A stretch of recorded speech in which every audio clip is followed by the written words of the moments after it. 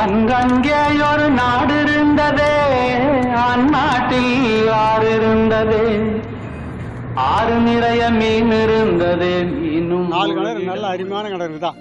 அப்பேற்ற கிணறே போயிட்டாக்கா எப்படி பழகிறது? எங்களுக்கு சாவதை தவிர வேறு வழி தெரியாது. 8 வழி சாலை வந்தால் கண்டிப்பாக நாங்கள் இருக்க மாட்டோம். இதான் எங்கள் அப்பா சொத்து. எங்கள் அப்பா கட்டினது ரைஸ் மில் தான். 3 தலைமை சொத்துது. அடியாடு போனால் நாங்கள் எந்த வகையில் பழகிது? நாங்கள் விட மாட்டோம். 8 வழி சாலைக்காக நாங்கள் விட மாட்டோம். மோடி வாயாத்தால பொய் பித்தலாட்டம். பசுமை திட்டம்னா அவருக்கு எடப்பாடிக்கு என்னன்னு தெரியுமா? இந்த ரோடு வராதான் நாங்கள் நல்லா இருந்து போயிருக்கு. இன்னைக்கு நாங்கள் பூனி குறுகி நிற்கிறோம்.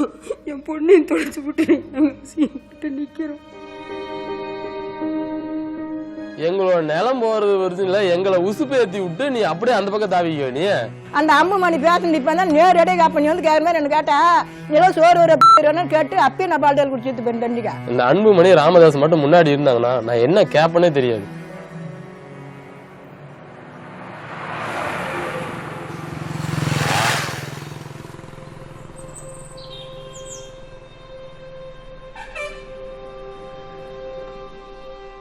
ஆறு மாவட்ட விவசாயிகளின் வாழ்வை வேரோடு பிடுங்கி அவர்களின் வாழ்வாதாரத்தை நசுக்கி நாசமாக்குகிறது 8 வழி சாலை திட்டம்.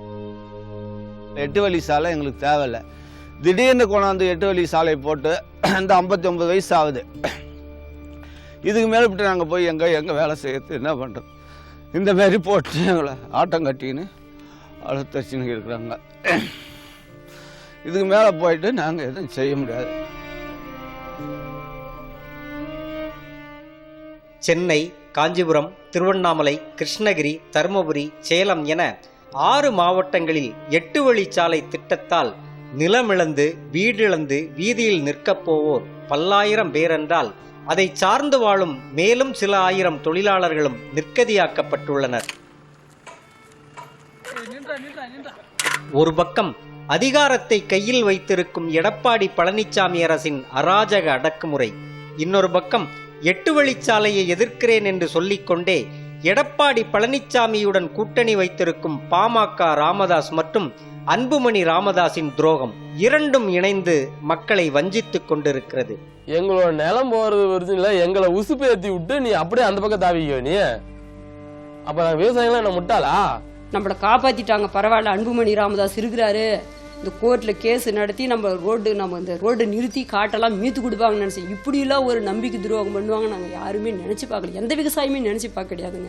ஏதோ பணத்துக்கோ எதுக்கோ பதவிக்கோ ஆசைப்பட்டு அப்படியே கொள்கையை தூக்கி மூட்டையில போட்டுட்டு அவங்க பாரதிய ஜனதாவோட மிகப்பெரிய கொடூரமான ஒரு ஆட்சியாளர் கூட போய் கூட்டு சேர்ந்துருக்காங்கன்னா அவங்க எங்கேருந்து இந்த நாட்டை காப்பாற்ற போறாங்க, இந்த சாதியை காப்பாற்ற போறாங்க? ஒன்றும் கிடையாது, ஏமாத்து வேலை.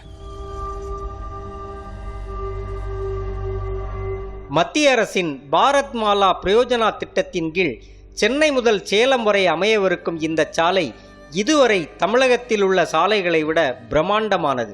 277 கிலோமீட்டர் தூரத்திற்கு 70 மீட்டர் அகலத்தோடு சுரங்க வழி பாதையோடும் விவசாயிகள் நுழைய முடியாதபடி சுற்றுச்சுவர்களோடும் உருவாக்கப்பட இருக்கும் இந்த சாலை உண்மையில் விவசாயிகளின் மரணப்பாதையாக இருக்க போகிறது. இப்போ வளர்ச்சின்னு சொல்றாங்க, படிச்சுட்டு வேலை இல்லாமல் இருக்காங்க, நிறைய இளைஞருக்கு வந்து வேலை கிடைக்குன்னு சொல்றாங்க. 4 வழி சாலை வந்துச்சு இல்லை, அப்போ 40 கம்பெனி ஓப்பன் பண்ணியிருக்கலாம்ல. அப்போ பண்ணியிருந்தா நீங்கள் 8 வழி சாலையை போடும்போது நீங்கள் 80 கம்பெனி ஓப்பன் பண்ணுவீங்க, நான் நம்பலாம். ஏதோ ரோடு மட்டும் போட்டுட்டு ஒரு கணக்கு அமைச்சிட்டு போயிடுவாங்க. இந்த ரோடு வந்து பார்த்தீங்கன்னா அக்சஸ் கண்ட்ரோல் ரோடுன்னு தான் சொல்கிறாங்க. அது 2 பக்கம் செவரு கட்ட போகிறாங்க. அதாவது பார்த்தீங்கன்னா ஒரு மாவட்டத்தையே 2ஆக பிரிச்சிடுறாங்க. சப்போஸ் நான் இங்கேருந்து அந்த சைடு போகணும்னு வச்சிங்களேன், அவங்க ஏதோ ஒரு இடம் ஒன்று சொல்லியிருப்பாங்க, அந்த இடத்துல தான் நான் வந்து போக முடியும். சப்வே வைப்பாங்க நம்ம ரயில்வே ட்ராக்கு கீழே இருக்கிற மாதிரி. ஒரு நெல் அறுவடை எந்திரம் வந்து அதில் வந்து போக முடியாது. அந்த அறுவடை எந்திரம் வந்து இங்கேருந்து அந்த எந்திரம் வந்து என்னோட நிலைமை பாதியில் வந்துடுது. இந்த சைடு அந்த சைடு வேணால் ஒரு 10 கிலோமீட்டர் 15 கிலோமீட்டர் அவங்க எங்கே வைப்பாங்கன்னு தெரியாது. போய் சுற்றிட்டு வரனா எனக்கு செலவு அதிகமாகும். எரிபொருள் சிக்கனம் மீதி அவன் சொல்கிறாங்க சென்னை டு சேலம் போட்டாங்க. ஆனால் இந்த எரிபொருள் சிக்கன்லாம் இந்த எரிபொருள் சிக்கன்லாம் கணக்கில் எடுத்துக்க மாட்டிருக்காங்க. ஆனால் எடப்பாடி பழனிசாமியோ மக்களை துன்புறுத்தும் ஒரு திட்டத்தை தங்கள் சாதனை திட்டம் என்று சொல்லிக் கொண்டிருக்கிறார். இந்த பசுவெளிச்சாலை மிக முக்கியமான சாலை, உங்களுக்கு நன்றாக தெரியும். வாகனுடைய எண்ணிக்கை 1,07,00,000. தற்போது வாகனுடைய எண்ணிக்கை 2,57,00,000 தமிழகத்திலே. எந்த அளவுக்கு உயர்ந்திருக்கு என்பதை சிந்திக்க வேண்டும். ஒரு கொள்ளை அடிக்கும் மனப்பான்மையிலேயே இப்போது அரசுகள் கையில் எடுப்பது புதிய அழகான 8 வழி சாலை என்ற திட்டமே. ஏற்கனவே இருக்கும் சாலைகளை ஒழுங்குபடுத்தலாம், அகலப்படுத்தலாம். அவர்கள் சொல்லும் காரணம் தூரம் குறைகிறது என்று. ஏற்கனவே இருக்கும் சாலைகளிலிருந்து மொத்தமே குறைவது 50 கிலோமீட்டர் கூட இருக்காது. அதற்கு 10,000 கோடி. தூரம் குறைகிறது என்றால் சேது கால்வாய் அல்லவா வந்திருக்க வேண்டும். நாட்டின் வளர்ச்சி என்றால் அதுதானே. இலங்கையை சுற்றி வரலாம், ஆனால் இங்கு இருக்கும் ரோடில் பயணிக்கக்கூடாது. புதிதாக விளைநிலங்களை அழித்துத்தான் ரோடு போடுவோம் என்ற அராஜக செயலை வன்மையாக கண்டிக்கிறோம். இந்த உழவு நிலத்து வழியாக தான் வருது, அதை கல் நட்டுக்குது பாருங்க. இந்த சாலை அமைக்கக்கூடிய பகுதி முற்றிலும் புதிய பகுதி. இது நீர்நிலைகள் இருக்க, ஏரிகள், ஆறு, குளம், குட்டைகள், கிணறுகள் இருக்கக்கூடிய ஒரு பகுதி. இந்த பகுதியில் புதியதாக இந்த சாலை அமைக்க திட்டமிடுகிறார்கள். இந்த சாலை அமைப்பதனாலே குறிப்பாக தண்ணீர் பற்றாக்குறை உள்ள பகுதியாக இந்த பகுதி இருக்கிறது. ஒரு பொய்யான தகவல்களை கூறி நம்முடைய கனிம வளங்களை எடுப்பதற்காக, குறிப்பாக திருவண்ணாமலை, சேலம் பகுதியில் இருக்கக்கூடிய இரும்பு தாதை எடுத்து அந்த தாது பொருள் வைத்து ஆயுதங்களையும் மற்ற வெளிநாட்டு தேவைக்காக நமது பகுதியை அழிக்கிற ஒரு திட்டமாக இந்த திட்டம் இருக்கிறது. 10,000 கோடிக்கு மேல் இந்த சாலைக்கு சொல்கிறார்கள். ஆனால் மத்திய தரைவழி ஆணையம் இதற்கு மொத்த செலவே அவர்கள் கணக்கின்படி ஒரு 3,000 கோடி தான் சொல்கிறார்கள் என்று சொன்னால் பெருந்தொகையை அப்போ யாருக்கு போகிறது? சாலை அமைப்பதிலே ஒரு ஊழலை செய்வதற்காக இந்த சாலை அமைக்கப்படுகிறது என்ற சந்தேகம் இருக்கிறது. இந்த 8 வழிச்சாலையின் மூலம் சென்னைக்கும் சேலத்துக்கும் இடையிலான பயண நேரம் 1 அல்லது 2 மணி நேரம் குறையலாம். ஆனால் அந்த 2 மணி நேர பயண நேரத்தை குறைப்பதற்காக இத்தனை விவசாயிகளை பலி கொடுக்க துணிந்து விட்டது அதிமுக அரசும் பாஜக அரசும். விவசாயிகளை ஏமாற்றி ரோடு மச்சின்னு போட அவன் சம்பாதித்து நாங்களாம் ஓடு எடுத்துனா நட்டில் போனோம். அம்மா தாயன் தான் போனோம், வேறு வழி கிடையாது எங்களுக்கு.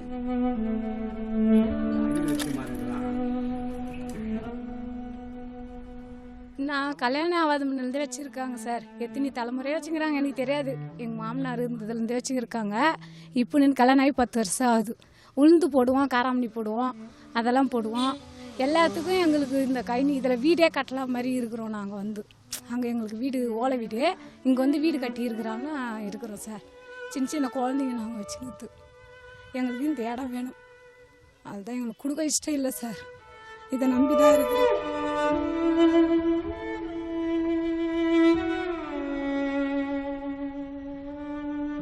எவ்வளோ இடம் இருக்குதே சார், அந்த இடத்தெல்லாம் போய் பார்க்கலாம் இல்லை? எவ்வளோ இடத்துல இடம் இருக்குது, அந்த இடத்தெல்லாம் அகலப்படுத்தலாம் இல்லை சார்? இந்த 8 வழி சாலை தானே முக்கியம். இப்போ நாங்கள் சென்னைக்கு போனாலும் நாங்கள் எவ்வளோ வயலில் சுற்றிக்கின்னு போகிறோமே சார். அதனால ஏழைங்க வயத்தில் அடிக்கலாமா சொல்லுங்கள்? இதை நம்பி நாங்கள் எவ்வளோ பேர் இருக்கிறோம், எவ்வளோ பழைக்கிறோம். அதுக்கோசம் எவ்வளோ இடம் இருக்குது, எவ்வளோ புறம்போக்கு இடம் இருக்குது சார். அதெல்லாம் போய் ரோடு போடலாம் இல்லை? அதை தான் நாங்கள் சொல்கிறோம். எவ்வளோ கொடுத்தாலும் எங்கள் மண்ணு நாங்கள் விட மாட்டோம் சார். ஒரு வீடு கட்டணும்னா எவ்வளோ கனவு, எவ்வளோ கஷ்டம். ஒரு பிள்ளைங்க எவ்வளோ கஷ்டப்பட்டு எம்மா உழைச்சி நாங்கள் இவ்வளோலாம் கஷ்டப்பட்டு உனக்கு கொண்டாந்து நாங்கள் கட்டி வச்சுருந்தா, வீடு கட்டி வச்சுருந்தா, நிலத்தை பண்ணி வச்சுருந்தா, நீ அதை 8 வழி சாலை ஈஸியாக போட்டுன்னு போயிடுவேன். யார் வீட்டு இடத்த நீ போட்டுன்னு போகிறது இல்லை? போய் நீ உன் வீட்டை காலி பண்ணுறா, நீ போயிடுவே. நீ இல்லை ஆட்சி விட்டு நீ இறங்கடானா இறங்கிடுவியா? ஏன் இறங்கிய பார்க்கலாம்? நீ சும்மா 1 மணி நேரம் நீ அந்த ஆட்சி விட்டு நீ களையிறதுக்கு இவ்வளோ உனக்கு கஷ்டமாக இருக்குது. மற்ற காலகாலமாக நாங்கள் பாட்டை மாட்டி சம்பாதிச்ச சொத்துல நாங்கள் பாட்டை சம்பாதிச்சு சாப்பிட்டுங்கிறோமே, எங்களுக்கு எவ்வளோ கஷ்டம் இருக்கான். மக்கள் எழுப்பும் கோரிக்கை, எங்கள் விவசாய நிலங்களை விட்டு விடுங்கள், நாங்கள் விவசாயம் செய்து பிழைத்துக் கொள்கிறோம் என்பதே. அதை செவி கொடுத்தும் கேட்க தயாராக இல்லாத இந்த அரசின் போலீஸ் வன்முறை மூலம் விவசாய நிலங்களை கையகப்படுத்த முயற்சிக்கிறது. இந்த கல் வந்து நட்டாங்க சார். அவங்க நடுறப்ப பார்த்தீங்கன்னா குறைஞ்சது 750 போலீஸ் இருக்கும். ஐயா என்ன பண்ணுறீங்க அப்படின்னு சொல்லிட்டு அந்த நாங்கள் போயிட்டு விவசாயி போயிட்டு என்ன பண்ணுறீங்கன்னு சொல்லிட்டு எங்கள் அப்பா போய் கேட்டார்னா, ஏய் பையா அடி மடையா அப்படின்னு எங்கள் வீட்டில் எங்கள் அம்மா வந்து, ஏய் அறிவுகட்ட முண்டமே, போலீஸ்காரன் ஒரு இறக்கமே கிடையாதுங்க. அவன் எங்கேருந்து மாநிலத்திலேருந்து குதிச்சு யூனிஃபார்ம் போட்டுனே வந்துட்டானா, இல்லை அவன் பிறந்து வளர்ந்து படிச்சுட்டு தான் வந்தானே தெரியல. ஒரு நாகரிகமே தெரியல. தமிழ்நாடு அரசு வந்து பார்த்தீங்கன்னா கலைஞர், அவர் வந்து அறிஞர் அண்ணா, இவங்கெல்லாம் வந்து பார்த்தீங்கன்னா அந்த சட்டத்துக்கு காவல்துறைக்கெல்லாம் அவங்களும் வந்து மதிப்பு கொடுத்து வாழ்ந்தாங்க. இவங்க கூலிப்படியாக ஏவி விட்டோம். அந்த ஆள் பழனிசாமி வந்து பார்த்தீங்கன்னா காவல்துறை வந்து தமிழ்நாடு அரசு வந்து கூலிப்படியாக ஏவி விட்டு பொதுமக்களுடைய அடக்குமுறையை கையாண்டி அவங்க வந்து சாதிச்சுக்கிறாங்க. அவங்க அந்த மாதிரி பார்த்தா இந்த கல் போடுற அன்னைக்கு உயிர் போகிறது தான் மிச்சம். உயிர் தான் இருந்தது, வேறு எல்லாமே எதுவுமே இல்லை. ஒரு வாரம் சாப்பிடல யாரும். இந்த கல் நட வந்தப்பெல்லாம் எங்களை அடிக்காத குறையா துன்புறுத்தி போலீஸுங்களை வச்சு நான் கிணத்துல கூட போய் போனேன். அப்போ கூட விடலை. அப்படிலாம் துன்புறுத்தி கல் நட்டுட்டு போனாங்க போலீஸுங்களை வச்சுக்கிங்க. அதிகாரிங்க நம்மளை வந்து மிரட்டி எல்லாம் போலீஸுங்க வந்து எங்களெல்லாம் அரெஸ்ட் பண்ணுற மாதிரி தூக்கி போட்டு என்னையெல்லாம் தூக்கி போட்டு வந்து கம்பி கட் பண்ணிவிட்டு தூக்கி போட்டு எனக்கு மயக்கம் வந்துடுச்சு. செத்தா சாவட்டும்னு சொல்லிட்டு போலீஸுங்க தூக்கி போனாங்க. அப்போ தான் என் பையனை எப்போ இது மாதிரி சொல்கிறாங்கன்னு அப்போ தான் வந்து அவன் வீடியோ எடுத்தான். சுட்டுடுன்னு கேட்குறாப்புல போலீஸ். வேறு பூபதியா கேட்கலாமா அந்த வார்த்தை? அப்போ உங்கள் அரசாங்கம் உங்கள் கையில் இருந்தால் நீங்கள் அங்கே சுட்டுடலாமா? அப்படி தான் நிற்கிது இப்போ நாடு. என் பசங்க ஆடு மாடு நிலத்துல தான் நம்பிக்கின்னு ஆட்ட மாட்டை வச்சுன்னுக்கிறோம். நாங்கள் இது கொடுக்குற யாரும் சம்மந்தப்படல. மிரட்டி விட்டு தான் போலீஸ்காரன் வந்தால் நாங்கள் எல்லாம் பயப்படாது. என்ன பண்ணுறது?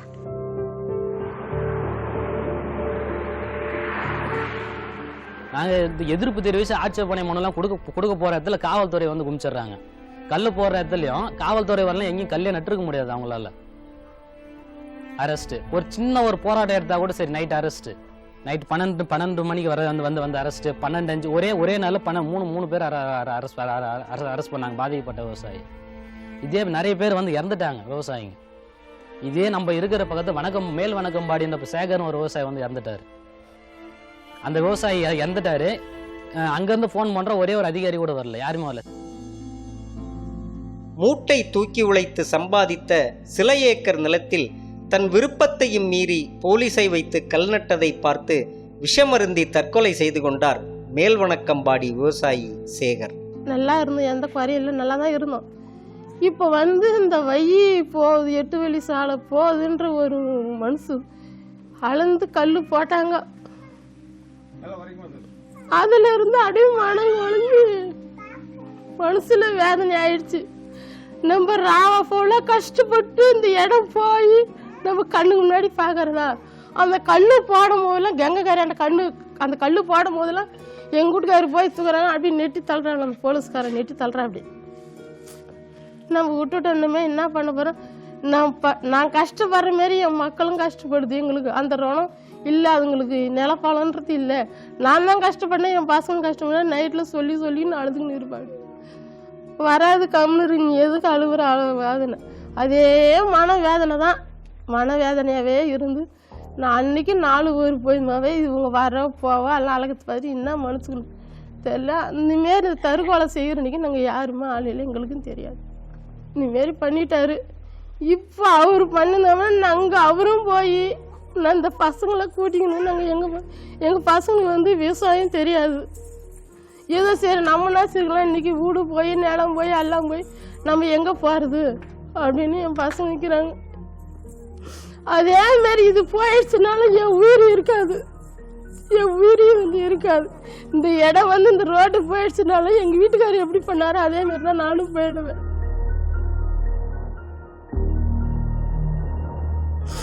8 வழி சாலை எங்களுக்கு வேணாம். இன்னைக்கு இந்த மாரி போகுது, நம்ம கண்ணு முன்னாடி நம்ம கஷ்டப்பட்டு வாங்கின இடம் போகுதுங்க. எங்களுக்கு ஒரே வேதனை. இப்போ எங்கள் வீட்டுக்காரர் செத்து கூட எனக்கு அவ்வளோ பாரம் இல்லை. இந்த இடம் போயிடுச்சுன்னா நம்ம எங்கே போய் நிற்கிறது? நம்ம பசங்களுக்கு யார் ஆதரவு?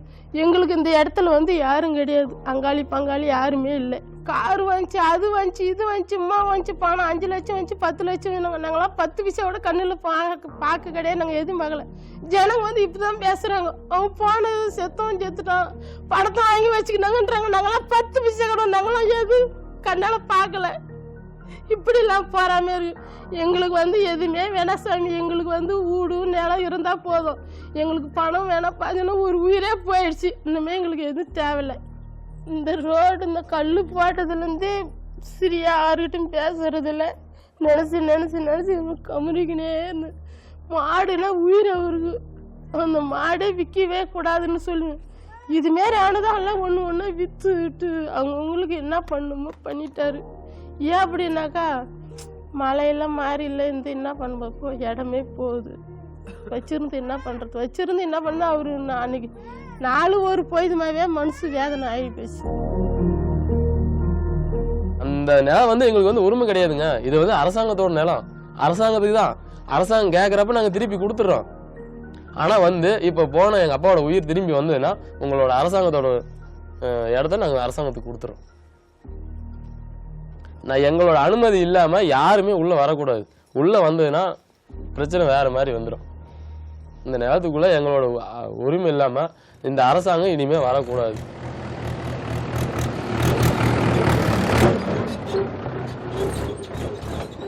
இன்னைக்கு எங்கள் மாமனார் வந்து அவர் இன்னைக்கு ஒரு 70 வயசுக்காரர். அவர் இன்னைக்கு அப்படியே மனசு உடஞ்சி போயிருக்காரு. அவர் வந்து நாளைக்கு இந்த இடத்த கல் போட்டு இந்த இடத்த விட்டு காலி பண்ணால் அவர் உயிரோடு வருவாரா, இல்லை இந்த இடத்துலையே அவருக்கு ஏதாச்சும் ஆயிடுமாங்கிறது வந்து எங்களுக்கு தெரியாது. அதனால் நாங்கள் வந்து இந்த இடம் வந்து எங்களோட உயிரோட ஒரு கலந்த ஒரு இடமா தான் சுத்தா தான் நாங்கள் பார்த்துட்ருக்கோம். அதனால் எங்கள் உயிர் போனாலும் இந்த இடத்த விட்டு நாங்கள் போகக்கூடிய எண்ணம் எங்களுக்கு இல்லை. நாங்கள் விட மாட்டோம் கடைசி வரைக்கும்.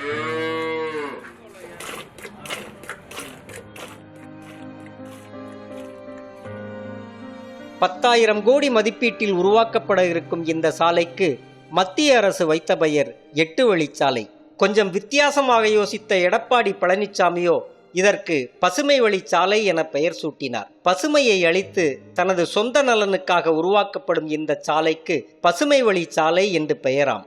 பசுமை திட்டம்னு சொல்கிற அப்படியே எடப்பாடி. பசுமை திட்டம்னா அவருக்கு எடப்பாடிக்கு என்னான்னு தெரியுமா? பச்சை பசையல் என்று இருக்குன்னு தான் பசுமை திட்டம். அந்த பசுமை திட்டத்தையே வந்து ஒரு எடப்பாடி வந்து அழிக்கிறார். அப்படி க்ரீன்ஃபீல்டுனா என்னன்னா புதுசாக பசுமையாக இருக்கிற இடத்துல, தட் இஸ் பசுமையாக காடுகள், மலைகள், இல்லை வயல்கள், இதுல இருந்து போகிறது தான் க்ரீன்ஃபீல்டு ப்ராஜெக்ட். அப்போ க்ரீன் டிஸ்ட்ரக்ஷன் ப்ராஜெக்ட் தான் பேச முடியாது, க்ரீன்ஃபீல்டு சொல்ல முடியாது. பசுமை வழி சாலை சொல்கிறது ஃபர்ஸ்ட் தப்பு. இது வந்து பசுமையை அழிச்சிட்டு கொண்டு வர ஒரு 8 வே லேன். ஏன் அந்த 4 வழி சாலை இருக்கு, அது என்ன கொஞ்சம் பெருசா ஆக்கியா, 8 வழியா ஆக்கியா?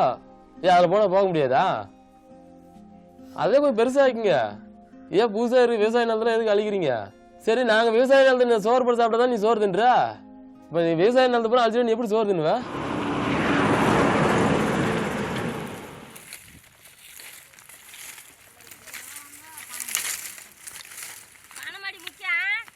காஞ்சிபுரம் மாவட்டத்தில் 42 கிராமங்கள், திருவண்ணாமலையில் 70 முதல் 80 கிராமங்கள் வரை நுழைந்து 127 கிலோமீட்டருக்கு பயணிக்கும் இந்த சாலையால் அதிகம் சிதைக்கப்படுவது திருவண்ணாமலை மாவட்டம்தான். கிருஷ்ணகிரியில் சில கிராமங்கள், தருமபுரியில் 56 கிலோமீட்டரில் நூற்றுக்கணக்கான கிராமங்கள், சேலத்தில் வனப்பகுதிகளும் விவசாய நிலங்களுமாக பல்லாயிரம் ஏக்கர் நிலம் பறிபோக இருக்கிறது. தீர்த்தமலை முதல் அரூர் வரையிலான பாதுகாக்கப்பட்ட வனப்பகுதியை குடைந்து கொண்டு வரப்படும் இந்த சாலை காஞ்சிபுரம் முதல் சேலம் வரையிலான கனிம வளங்களை குறிவைத்தே கொண்டு வரப்படுவதாக விவசாயிகளே சந்தேகிக்கிறார்கள்.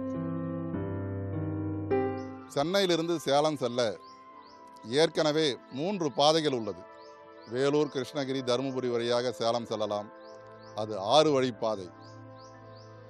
விழுப்புரம், கள்ளக்குறிச்சி, உளுந்தூர்பேட்டை, ஆத்தூர் வழியாக சேலம் செல்லலாம், அது 4 வழி பாதை. திருவண்ணாமலை, செஞ்சி, அரூர், ஊத்தங்கரை வழியாக சேலம் செல்லலாம், அது 2 வழி பாதை. ஒரு நகரத்திற்கு ஏற்கனவே 3 வழிகளில் பாதைகள், 3 வேதமான பாதைகள் இருக்கும்போது எதற்காக இந்த புதிய 8 வழி சாலை? விவசாய நிலங்களை அழிக்கவா? இந்த மாவட்டத்தில் 56 கிலோமீட்டர் பயணிக்கும் இந்த சாலை 30 கிராமங்களை பாதிக்கிறது. 22 ஏரிகளின் ஊடாக செல்கிறது. நீர் மேலாண்மை போற்றிய தமிழ்நாட்டில் ஏற்கனவே ஆறுகளை அழித்து, ஆறுகளை தடை செய்து, அனைத்தையும் நீர்வழி பாதைகளையும் அடைத்து கொஞ்சம் நஞ்சம் மிச்சம் இருக்கின்ற 22 ஏரிகளின் வழியாகவும் செல்லும் அக்கிரம போக்கான ஒரு சாலை இது. முழுக்க விவசாயம் சார்ந்த விவசாய பகுதியை தான் எடுத்துருக்குறாங்க. நீங்கள் சென்னையிலேருந்து சேலம் வரைக்கும் பார்த்தீங்கன்னா எல்லாமே வந்து இயற்கை வளங்களும் மரங்களும் மாமரங்களும் பயிர் செய்த பகுதி தான் எடுத்துருக்குறாங்க. ஏற்கனவே வந்து பத்திரிகை செய்தி பார்த்துருக்குறோம், நாங்கள் பேப்பரில் பார்த்துருக்குறோம், 3 வழி இருக்கிறது இருக்குது சேலத்துக்கு போகிறதுக்காக. ஆனால் இந்த 8 வழி சாலை யாருக்காக கொண்டாடுறாங்க, எதுக்காக கொண்டாடுறாங்க எங்களுக்கு தெரியல. நாங்கள் இந்த விவசாய நெல் விளைக்கிறோன்னா இந்த நெல்லை வந்து உங்களுக்கு தான் விற்கிறோம், நீங்கள் தான் சாப்பிட்றீங்க. இங்கே இருக்கிற அதிகாரிகளோ எங்களை அரசோ ஒரு காசு வச்சுன்னு சாப்பிட முடியாது. காசு கொடுத்து அரிசி தான் சாப்பிட முடியுமே கண்டி. அப்போ அந்த அரிசி உற்பத்தி பண்ணுறது இங்கே இருக்கிற விவசாயிங்க தான். ஆனால் இங்கே இருக்கிற விவசாயத்தை விட்டு இந்த ரோடு போட்டு யாருக்காக ரோடு போடுறீங்க? யாருக்காக இந்த அரசு ரோடு போடுது? இதை வந்து நாங்கள் வன்மையாக இந்த அரசை வந்து நாங்கள் கண்டிக்கிறோம். எங்களுக்கு விவசாயிகளுக்கு பிரயோஜனமான ரோடு அப்படின்னு சொல்லி எடப்பாடி பழனிசாமி சொல்கிறாரு. விவசாயிகளுக்கு 1% கூட பிரயோஜனமே இல்லை, உள்ளே போகிறதுக்கே வழி இல்லை. இன்னும் விவசாய பொருள் நாங்கள் எப்படி இந்த ரோட்டில் போக முடியும்? வழியே இல்லாதப்போ இவங்க வந்து மறுபடியும் வழி கொடுக்குறனா எங்கன்னா மேம்பாலம் எந்த இடத்துல கொடுக்குறாங்களோ இங்கேருந்து 20 கிலோமீட்டருக்கு வழியாக கொடுக்குறாங்க. இங்கே போனால் அயோத்தியப்பட்டினம் போய் தான் அந்த பக்கத்து அடுத்த ஆப்போசிட் போகிறனா போக முடியும். அதனால் இது வந்து விவசாயிகளுக்கான ரோடே இல்லை. அவங்க திட்டங்கள் இன்னும் எதுவுமே கேள்வி கேட்டால், இப்போ நாங்கள் வந்து 8 வழிச்சாலை எதிர்ப்பு இயக்கம் சார்பாக வந்து நிறையா கேள்வி கேட்குறோம், ஒன்றுக்கும் பதிலே கொடுக்க மாட்டேங்க. அதிகாரிகிட்ட கேட்டால் எங்கிட்ட எந்த பதிலும் இல்லை. இந்த ரோடு என்ன மெத்தடில் போடுறீங்க, எந்தெந்த இடத்துல எங்களுக்கு வழி கொடுப்பீங்க, இதனால் விவசாயிகளுக்கு பலன்னு சொல்கிறீங்களா, விளக்கம் கொடுங்க அப்படின்னு கேட்டால் எங்கிட்ட எல்லாம் பதில் இல்லை. அரசாங்கம் எங்களை இந்த ப்ராசஸிங் வேலை செய்ய சொல்கிறாங்க, நாங்கள் செய்கிறோம், அதுதான் அவங்களுடைய பதிலாக வருது. அதில் இந்த ஹைவேல வந்து நம்மளுக்கு அதில் நம்ம உள்ள நுழைய முடியும், எல்லாத்துக்கும் பயன்படும். நாங்கள் ஒரு பொருள் வெளியில் கொண்டு போனாலும் அந்த ரோடுக்கு போக முடியும். இந்த ரோடு வந்து உள்ளே அளவுடே கிடையாது, அந்த மாதிரி ரோடு அந்த மெத்தட் கொடுக்குறாங்க. அதுவும் 7 அடி 2 மீட்டர் ஹைட்டில் வருது. அதுக்கு மேலே ஒரு ஆடு மாடு எதுவுமே உள்ளக்கூடாது. அங்கே ஒரு தடுப்பு சுவரே வச்சிடுறாங்க. மேம்பாலத்தில் எல்லாம் ஹைட்டாக ஒரு 4 அடி கொடுக்குற மாதிரி அந்த மெத்தட் தான் சொல்கிறாங்க. அப்போ அது யாருக்கு பிரயோஜனம்? அப்படியே இப்போ உள்ளே போய் டோல்கேட் 8 இடத்துல டோல்கேட்டு, அந்த இடத்துல தான் உள்ளே போகணும்னு சொல்கிறாங்க. அந்த இடத்துலையும் டோல்கேட்லாம் வந்து அளவுக்கு அதிகமாக வைப்பாங்க. இப்போ சாதாரணமாக 1 கிலோமீட்டருக்கு 1 ரூபா வச்சு தான் இப்போ காரு இதுக்கெல்லாம் கொடுக்குறாங்க. அந்த ரோடு வந்தாலும் ஒரு 5 ரூபா வைப்பாங்க. டீசல் செலவே வண்டிக்கு கிலோமீட்டருக்கு 5 ரூபா தான் ஆகும். ஆனால் உள்ளே போகணுன்னா 5 ரூபா கடை சொல்லுவாங்க. அதனால தான் இது வந்து பொதுமக்களுக்கான ரோடுங்கிறது 1% கூட இல்லை.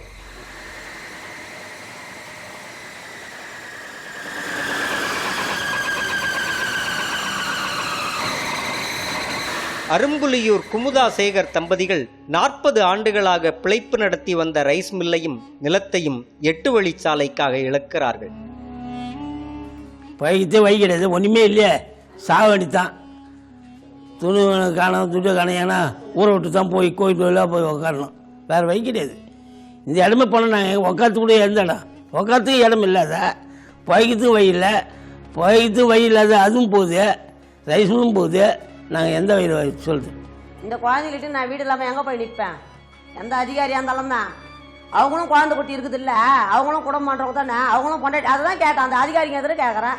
நீங்களும் பொண்டாட்டி பார்க்க தானே படுக்கிறீங்க, எங்கே போகிறீங்க? இந்த ஓட்டை விட்டு எப்படி போனால் போவேன்? கல்யாணத்தான் திடீர்னு போட்டாங்கல்ல, அது போலீஸ் 100 போலீஸ் எடுத்துன்னு வந்து போடுறோம், மெரட்டி போட்டுக்கிறாங்க. இந்த அதிகாரிக்கும் மெரட்டி தான் போட்டாங்க. எடப்பாடியோ யாரோ எனக்கு தெரியாது, ஆனால் மெரட்டில் தான் நீங்கள் போட்டீங்க. உங்கள் சொத்து ஓணும், கவர்மெண்ட்டுக்கு ஓணுன்னா அதிகாரிங்களா வந்து ரூல்ஸ் பிரகாரம் நீங்கள் எடுக்கலை. எதுவும் பேசத்தான் போலீஸால மிரட்டி கல் போட்டு போகிறாங்களே, 100 போலீஸு ஆம்புலன்ஸு. பொதுவாக நீண்ட தூர சாலை திட்டங்களில் சேதாரத்தை குறைக்கும் வகையில் சாலை செல்லும் வழித்தடம் மாற்றி அமைக்கப்படும். ஆனால் இந்த 8 வழிச்சாலையோ நூல் பிடித்தது போல் நேராக செல்கிறது. சாலை அமைப்பதில் பின்பற்றப்படும் எந்த விதமான அறிவியல் பூர்வமான வழிமுறைகளும் இதில் பின்பற்றப்படவில்லை என்பது தெளிவாகிறது. சேலம் டு சென்னை ஆல்ரெடி இந்த 4 வழி சாலை போயிட்டு இருக்கு, அது 2 வழி சாலையா மாறி போயிட்டு இருக்கு. இப்போ இந்த ஸ்கேம்ஸ் எல்லாம் ஒன்று தொடர்ந்து கொண்டு வந்து வச்சுட்டு இருக்கோம். ஆனால் இதுக்கு எந்த விதமான நடவடிக்கை இல்லை. அப்போ நடவடிக்கை இல்லாதப்போ என்ன புரியுதுன்னா, இதில் நம்மளுக்கு புரிதல் என்ன இருக்கலாம், அப்போ இவங்களுக்கு இந்த ரோடு ஃபெசிலிட்டி இம்ப்ரூவ் பண்ணுறதுக்காக அக்கறை கிடையாது, மக்கள் சேஃப்டிங்கிறாரு. இதில் வந்து தெளிவாக இருக்கு, இவருக்கு ரோடு சேஃப்டி பற்றியோ இல்லை மக்கள் வாகனத்தில் சீக்கிரமாக போய் சேரணுங்கிற அதெல்லாமே கணக்கே இல்லைங்க. சீக்கிரமாக சேர்ற மாதிரி இருந்தால் 2 வழி சாலை 4 வழி சாலையாக இருக்கும். 4 வழி சாலைக்கு டோல் வாங்குறாங்க. Bypass Seelanaickenpatti bypass to Chennai road எடுத்துக்கிட்டிங்கன்னா 2 பக்கம் சர்வீஸ் ரோடு இல்லை, அது இன்னும் அரைக்குறையாகவே நிற்குது. ஸோ இவ்வளோ குளறுபடி சேலத்துக்குள்ளே இருக்கும்போது நீங்கள் இவ்வளோ பெரிய திட்டத்தை கொண்டு வரதெல்லாம் ஒரு முட்டாள்தனமாக இல்லையா? நம்ம இது பற்றி 8 வழி சாலை பற்றி எதிர்த்து பேசினாவே நீங்கள் இன்ஃப்ராஸ்ட்ரக்சர் ப்ராஜெக்ட் எதுக்குறீங்க, டெவலப்மெண்ட் எதுக்குறீங்கிறாங்க. எருமையம்பட்டி தம்பதிகள் காந்தி ஜெயக்கொடிக்கு 2 பிள்ளைகள். சாதாரண ஓட்டு வீட்டிலிருந்து விவசாயம் செய்து தன் பிள்ளைகளை படிக்க வைத்து நல்ல ஊதியத்தில் நல்ல வேலைக்கு அனுப்பி வைத்தார்கள். பிள்ளைகள் உழைத்து சம்பாதித்த பணத்தில் தோட்டத்தின் நடுவே புது வீடு கட்டி குடியேறினார்கள். புது வீட்டிற்கு பால் காய்ச்சிய 22வது நாள் 8 வழிச்சாலைக்காக கல்பதிக்க அதிகாரிகள் வந்தார்கள். அதிர்ந்து போனது அந்த குடும்பம். இந்த ரோடு வரந்த என் குடும்பத்துக்கு ஏன் இந்த கதி வருது? நாங்கள் சந்தோஷமா வாழ்ந்திருப்போம். முன்னர் வாழ்ந்த பழைய வீடு, ஆசை ஆசையாக கட்டிய புதிய வீடு என ஒட்டுமொத்த நிலத்தில் சில செண்டுகளை விட்டுவிட்டு மொத்த நிலமும் 8 வழிச்சாலைக்கு பறிபோனதைக் கண்டு அதிர்ந்து போனது அந்த குடும்பம். மகளுக்கு வரன் தேடிய நிலையில் நிலம் பறிபோகும் வீட்டில் யார் வரன் எடுப்பார்கள் என்பது புதிய பேரிடியாக இருக்க, சென்னையில் நல்ல வேலையில் இருந்த மகள் கார்த்திகா அந்த அதிர்ச்சி தாங்க முடியாமல் அடுத்த சில நாட்களிலேயே மரணித்து போனார். இப்போது நிலத்தையும் மகளையும் இழந்து நிர்கதியாய் நிற்கிறார்கள் அந்த குடும்பம். இந்த வீடு அவ்வளோ ஒரு அவங்களோட கனவுங்க, என்னோட பையனோட பொண்ணோட கனவு இந்த வீடு. இந்த வீட்டை கட்டி தான் நாம் வாழ்ந்து காட்டணும்னு என் பொண்ணு தான். இல்லாட்டி நாங்கள் எங்கன்னா டவுன் பக்கம் கூட போயிட்டுருப்போம். நம்ம தாத்தா பாட்டி சம்பாரிச்சு சொத்தில் நம்ம வீடு கட்டணும். இவ்வளோ பெரிய வீடு அவங்க எங்கள் பையனே இது கெச்சு போட்ட வீடுங்க. கெச்சு போட்டது இன்ஜினியரிங்லாம் கூட நம்பாமல் என் பையனே ஆசாசி என் பொண்ணு பையன் அவங்களே கட்டின வீடு. இன்றைக்கி ஒன்றுமே இல்லை, 22வது நாளைக்கு நம்ம வீடு பறி போகுதுன்னு அவன் என் பொண்ணால் தாங்கிக்க முடியலைங்க. மன அழுத்தம் அல்சர் மாதிரி ஆயிடுச்சுங்க. சாப்பாடு இல்லாமல் இருந்து மன அழுத்தத்தால் தான் என் பொண்ணு இப்படி செத்துருச்சு. திடீர்னு செத்து போயிடுச்சு. என் பொண்ணு இழந்துட்டோம். இன்னும் என்ன இருக்குது எங்கள் வாழ்க்கையில்? எல்லாமே முடிச்சிட்டாங்க, எல்லாமே முடிஞ்சு போச்சு. எல்லாமே சம்பாரிச்சிக்கலாம். இன்னைக்கு என் பாப்பா உயிர் யாருங்க திருப்பி கொடுக்க முடியுமா? என் பொண்ணு நாங்கள் எப்படி வளர்த்தணும்? எவ்வளோ கஷ்டப்பட்டு என் பொண்ணு நாங்கள் வளர்த்தணும். ஆசாசியாக கொண்டு போய் நாங்கள் படிக்க வச்சோம். திண்டலில் கொண்டு போய் படிக்க வச்சோம். பட்டிக்காட்டெல்லாம் படித்தேன். என் பாப்பா நல்ல நாலேஜ் வராது. நாங்கள் கொண்டு போய் டவுன் காலேஜில் கொண்டு போய் என் பாப்பாவை நாங்கள் படிக்க வச்சோம்.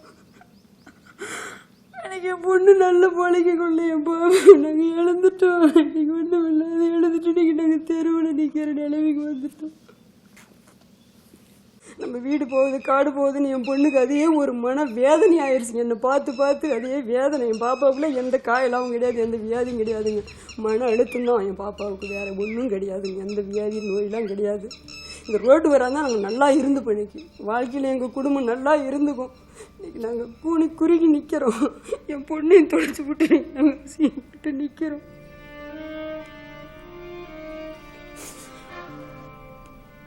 எடப்பாடி மோடி ஒழிச்சு கட்டிட்டாங்க. எல்லாரும் ஜனங்க ஓட்டு போட்டதுக்காக எங்களுக்கு கொடுத்த தண்டனை.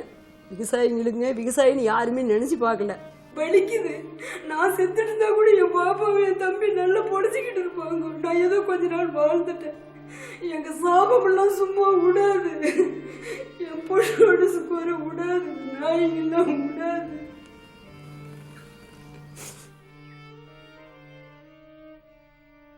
தருமபுரி சேலம் எல்லையில் இருக்கும் கிராமம் அடிமலைப்புதூர்.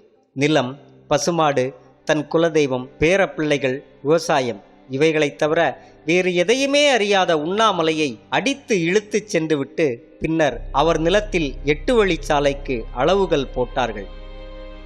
இதை விட்டுட்டு நானும் எங்கேயும் போக மாட்டேன் சார். எப்படி தெரியுமா? இதை விட்டுட்டு போய் எங்கேயும் பிழைக்க முடியாத. எங்கே போய் வாங்க முடியும்?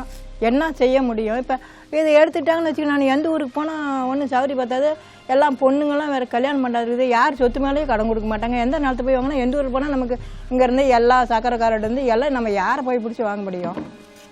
நான் என்ன சொன்னேன், என்னோடய சொத்து அளக்கிறதுக்கு என்ன அனுமதி இல்லாத எதுக்கு வந்து காட்டில் போந்தீங்க, அதனால என்னோடய சொத்து அளந்து நான் இப்போனே சேம் நீ ஊற்றிக்கணும் ஒரு போலீஸ்காரர்கிட்ட சொன்னேன். அவர் வந்து நீ ஊற்றி முடியா, எங்கள் மகனும் அதே மாதிரி நான் சொல்கிற மாதிரி வந்து எங்களோட சொத்து அளக்கிறதுக்கு நீங்கள் என்ன அனுமதியாக காட்டில் வந்து போகிறீங்க. மினிசிப்பு தாசில்தாரெலாம் கூட வெளியில் போயிட்டாங்க. போலீஸுக்காரர் மட்டும் என்ன சொத்து அளக்க அவ்வளோ அதிபரியமாக எங்களை பண்ணுறீங்கன்னு கேட்டேன். கடைசியில் அங்கே புளியாமரத்தில் வந்து படுத்து அங்கே தண்ணி வாங்கிட்டு வந்து கொடுத்ததும் கார் எடுத்துகிட்டு வந்துட்டாங்களா, போலீஸ் வண்டி எடுத்துகிட்டு வந்துட்டாங்களா ஏற்றிட்டு போகிறதுக்கு. இன்னைக்கு இருக்கிற தேட்டம் தான் எங்களை பிடிச்சிட்டு வந்தீங்களா, கொண்டு போய் விட்டுட்டு எங்களோட காட்டு அளக்க எங்கே கொண்டு போயணும் கவர்மெண்ட்டில் தான் ஒப்படைக்கணும். நீங்கள் கொண்டு கல்யாணம் பண்ணி மரடம் திறனை கொண்டு போய் வீட்டில் வண்டி வச்சுக்கிட்டு பணத்து பிடிங்கிட்டு போன மாதிரி நீ எதுக்கு அப்படி அளக்கிற காட்டை? எந்த ஊருக்கு போனால் பிழைக்க முடியும் நம்ம. அதனால் நான் என்ன சொன்னேன், யார் வந்தாலும் சொத்து மட்டும் ரோட்டை அளக்க நினைக்கூட ராரிகிரி வந்தால் நான் குறுக்குன்னு சொத்து போயிடுவேன். என் பிள்ளைங்கிட்ட சொல்லி போடுவேன், நான் என்னோட போட்டேன் சொத்து கூட நீங்கள் ஏதோ ஒரு பழச்சிக்கு நான் சொல்லிட்டு போயிடுவேன். நான் வந்து சாவறதுக்கெலாம் பயந்துக்க மாட்டேன், என்ன பண்ணிக்கலாங்கலாம் பயந்துக்க மாட்டேன். இருக்க மட்டும் இருப்பேன். ஏன்னா பிரச்சனை பெருசானா அன்னைக்கே செத்து போயிட்டு எழுதி வச்சுருவேன். இந்த மாதிரி ரோட்டு பிரச்சனை தான் நான் செத்து போயின்னு எழுதி போடுவேன். நமக்கு தான் ஐயோ நம்ம சாமி போதே கிணறு போதே நம்ம பிள்ளைங்க குட்டிலாம் அப்படி அழியுதோன்னு நினைக்கிறான். அவன் என்ன நினைக்கிறாங்க, ஆடுது போனேன்னா நம்ம ரோட்டு தான் தேவை. நீங்கள் ஆட்சி ஆடுறீங்க, நீங்கள் தான் நாமளும் ஆட்சி ஆள போகிறோம். நீ போறியா நான் போக முடியுமா? அவங்க ஆள்றாங்க. ஆண்டாலும் அதுக்கு ஒரு மதிப்பு இருக்குது. என்ன செய்யலாம் மக்களை, என்ன பண்ணலாம், ஒரு அனுசரமாக இருந்தால் தான் நடக்கும்னு நினைக்கணும். அக்கு பொங்கலும் ஒருத்தர் செஞ்சுவிட்டு ஒருத்தர் போய் எடுத்து போட்டோம் கழுத்து முடிச்சுன்னு பண்ணிவிட்டு திருப்பி கொஞ்சம் இடத்துல புண்ணியம் இல்லை. இன்னைக்கு எல்லாம் செஞ்சுவிட்டு நாளைக்கு எனக்கு ஏற்ற ஓட்டு போடணுன்னு கேட்டால் யார் போட போகிறாங்க? இதெல்லாம் செய்யக்கூடாது.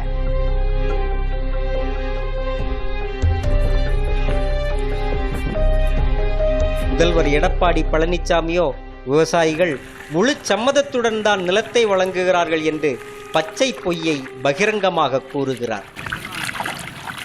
பெரும்பாலான விவசாயிகள் தங்களுடைய நிலங்களை பசுவெளிச்சாலை அமைப்பதற்கு தானாக முன் வந்து வழங்கியிருக்கிறார். விவசாயிகள் எல்லாரும் ஒத்துக்கினாங்க. 89% முதல் 96 சொன்னார், அப்புறம் 89 வந்து குறைஞ்சு வந்துருக்கு.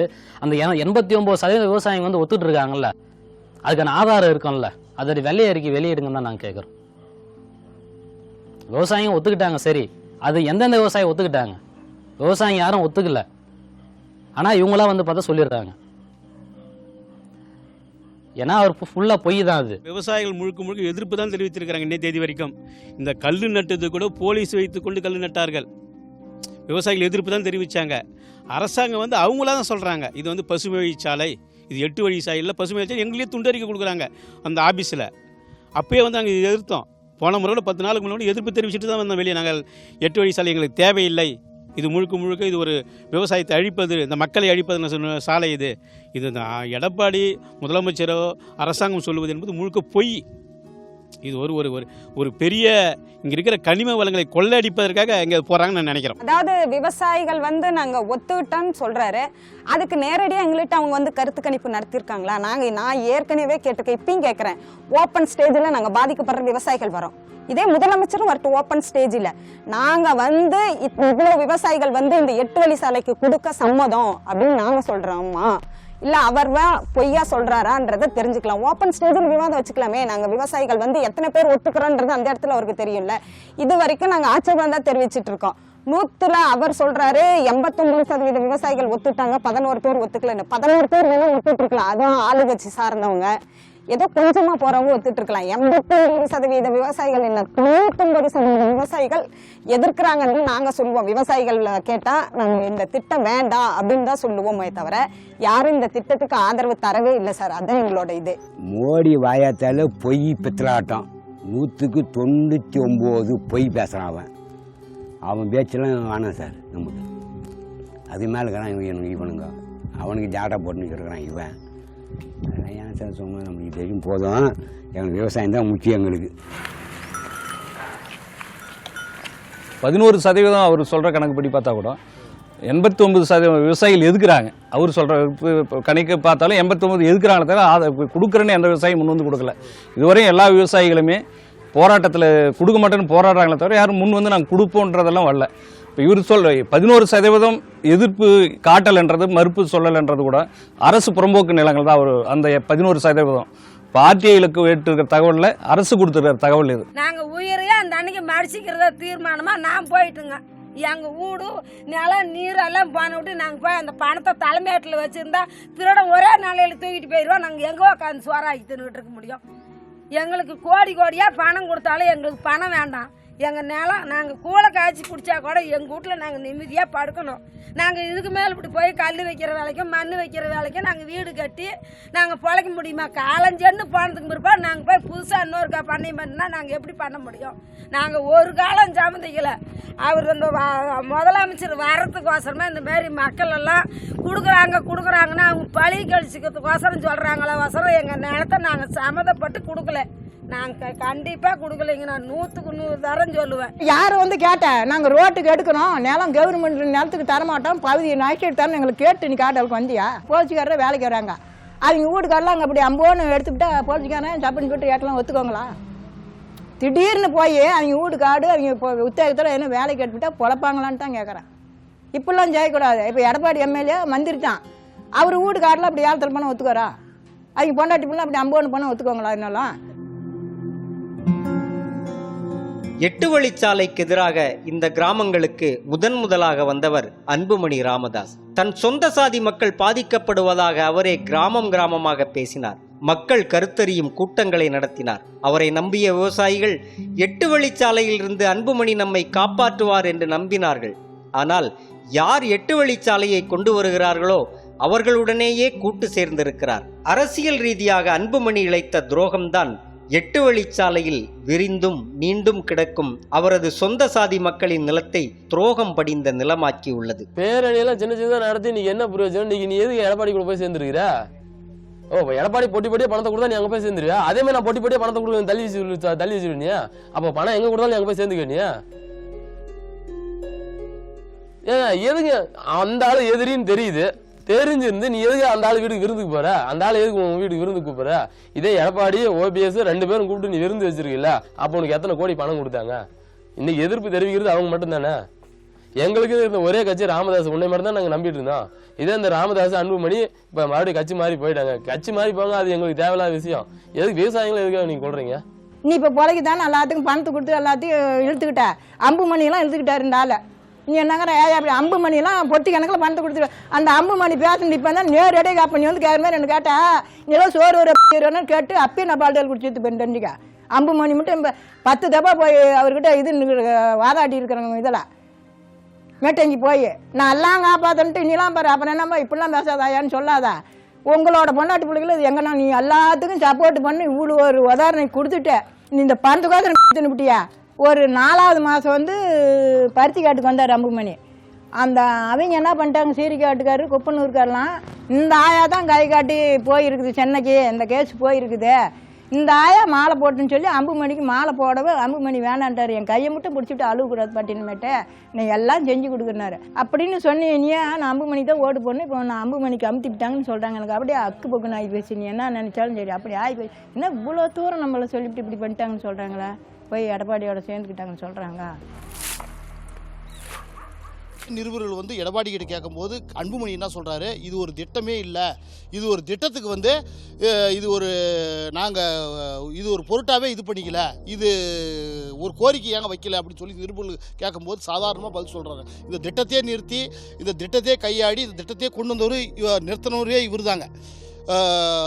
அரசு எதிர்த்து பண்ணி இந்த திட்டம் வேணாம், மக்கள் வந்து விவசாயிகளால் பாதிக்கிறாங்க, இந்த திட்டமே முழுமையாக இருக்கக்கூடாது, நான் விவசாயிகளுக்கு ஆதரவாக தான் இருப்பேன், இந்த ரோடே தேவையில்ல, இந்த ரோடு எதுக்கு இருக்கிறது வந்து பிரதான சாலை வந்து 3 வழி சாலை இருக்குது, இதை போட்டு மேம்படுத்தி பண்ணாவே பரவாயில்ல, இந்த அரசு செய்ய மாட்டேன்து, ஏன் செய்ய மாட்டேன்றாங்க அப்படின்னு இந்த பல கோடி ரூபாய் இதில் வந்து கொள்ளடிச்சின்னு போகிறதுக்கு இந்த 8 வழிச்சாலையால் இவங்க வந்து எல்லாம் பண்ணிட்டு இருக்கிறாங்க அப்படின்னு சொல்லி இதே அன்புமணி இதே இடத்துல வந்து முத்தானூர்லையும் இருளப்பட்டிலையும் பேசிட்டு போனாருங்க. எல்லா நிருபர்கள்கிட்டையும் எல்லா வந்து 8 வழிச்சாலைகளில் எல்லாம் அனைத்து நிருபர்களும் வந்து என்ன பண்ணால் ஒரே ஒருத்தர் கூட இல்லாத போகிற விண்ணப்பம் கொடுத்தாங்க. எங்களுக்கு வந்து யாரும் எங்களுக்கு 8 வழிச்சாலை வேணாம், இது வந்து நீங்கள் தான் நிறுத்தி கொடுக்கணும் அப்படின்னு சொல்லிட்டு.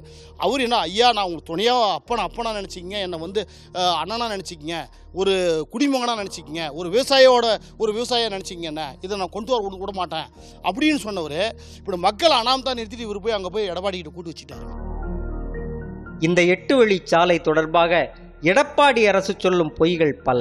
அதிலொன்று இழப்பீடு. நிலத்தை இழந்து இடம்பெயர்வோர்களுக்கு மாதம் 3000 ரூபாய், மீள்குடியேற்றத்திற்கு 50,000 ரூபாய், சுயதொழிலுக்கு 25,000 என ஆசை காட்டுகிறது எடப்பாடி அரசு. 8 வழிச்சாலைக்கு எடுக்கப்படும் மரங்களில் தென்னைக்கு அதிகபட்சம் 50,000, மாமரத்திற்கு 30,000, கொய்யாவுக்கு 4,200, நெல்லுக்கு 4,000, பலாவுக்கும் புளிய மரத்திற்கும் 10,000 என பசப்பு காட்டுகிறது எடப்பாடி அரசு. எடப்பாடி பழனிசாமி ஏமாத்துறாரு எங்களை, அநியாயமா தப்பா எங்களை புற பெருமை சாவடிக்கிறாரு. நான் சொல்றேன், ஆனா ஒரே ஒரு இடத்துல கூட நீ ஓட்டு ஜெயிச்சு வெளியே வர முடியாது. நீ 2,000 கொடுக்குறன்னு சொல்ற பாரு, என்னைக்குமே நீ வாங்கிக்கின்னு தான் உனக்கு ஒரே ஓட்டு கூட நீ 0 தான் ஆடணும். அது சொல்றது உண்மை. என்னைக்குமே வர முடியாது, நீ சாவரணி கூட வர முடியாது நீ. இது நான் சொல்றேன். அது ஆளு தேவடா அப்படியே தலைமையில துணி போட்டுன்னு போயிடலாம், தெரிஞ்சுக்க. என்னங்க மக்களே நீ சித்திரவதை பண்ணி சும்மா துளுகுறவங்க பேசுறாங்க. அவன் எடப்பாடியே மோடி என்னைக்குமே வர முடியாதுன்னு. இன்னைக்கு அரசாங்கம் வந்து இவ்வளோ தரம் அவ்வளோ தரேன்னு சொல்கிறாங்க. அது எவ்வளோ தராங்கன்னா அதுவும் எங்களுக்கு வந்து விளையாடவே தெரில. அவங்க வந்து இப்போ ஒரு 10 சென்ட் நிலத்தை எங்களது எந்த விவசாயி வந்து ஒரு 10 சென்ட் நிலம், அந்த 10 சென்ட் நிலத்தில் 2 சைடு அவங்க கல் போட்டிருந்தாங்கன்னா அந்த 10 சென்ட் ஃபுல்லாக போயிடும். அந்த 10 சென்ட்டுக்கு உண்டான நஷ்டீடு எங்களுக்கு வரும். ஆனால் அந்த 10 சென்ட் இல்லாமல் அவங்க என்ன பண்ணுறாங்க, 2 அந்த நிலத்தினுடைய கிராஸ் பண்ணிடுறாங்க. அப்படி இந்த பக்கம் கொஞ்சம் விட்றாங்க, இந்த பக்கம் கொஞ்சம் விட்டுறாங்க. அப்போ எங்களுக்கு வந்து அந்த நிலத்தினுடைய அளவு எவ்வளோ வரும், அந்த நிலத்தினுடைய அளவு எவ்வளோ வரும், அந்த எத்தனை ஸ்கொயர் ஃபீட்டு. அப்போ இருக்கிற நிலத்தை நாங்கள் ஒன்றுமே பண்ண முடியாது, மொத்தம் வேஸ்ட்டு. அவ்வளோதான். நாங்கள் அரசாங்கத்தை அந்த இழப்பீடும் வாங்க முடியாது, 2வது பயிரும் வைக்க முடியாது. அப்படி அந்த மாதிரிலாம் இந்த வந்து நிலம் வந்து போயிடுது. ஆனால் அந்த நிலம் பல 100 ஆண்டுகளாக அந்த மக்களுக்கு உணவளித்த நிலம், அவர்களின் மூதாதையர்கள் தங்கள் கடின உழைப்பால் செப்பனிட்டு திருத்திய நிலம், தங்கள் அம்மாவோடு அப்பாவோடு மகனோடு மகளோடு மகிழ்ந்து வாழ்ந்திருந்த நிலம். அதை வலுக்கட்டாயமாக பிடுங்கிக் கொள்ளும் எடப்பாடி பழனிசாமியை அந்த மக்கள் ஒருபோதும் மறக்கவோ மன்னிக்கவோ மாட்டார்கள்.